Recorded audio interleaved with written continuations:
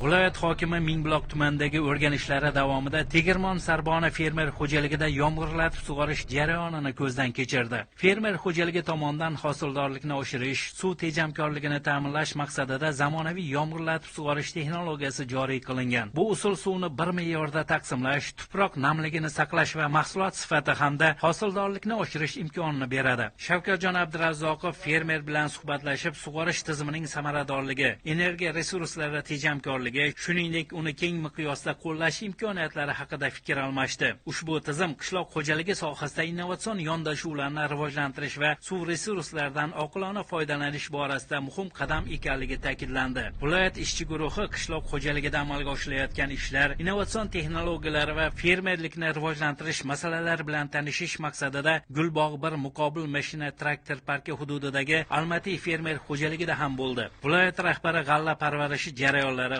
xususan zamonaviy agrotexnologiyalardan foydalanish, tuproq unumdorligini oshirish va hosildorlikni ko'paytirish bo'yicha amalga oshirilayotgan ishlarning borishini o'rgandi. Fermerlar hosildorlikni ko'paytirish maqsadida mineral va organik ozuqa vositalaridan qanday samarali foydalanilayotgani haqida ma'lumot berdilar. Shundan so'ng fermer xo'jaligida tashkil etilayotgan o'rdakchilik xo'jaligi faoliyati o'rganildi. Tumanda qishloq xo'jaligini yanada rivojlantirish, hosildorlikni oshirish va innovatsion yondashuvlarni keng joriy etish bo'yicha muhim tavsiyalar berildi.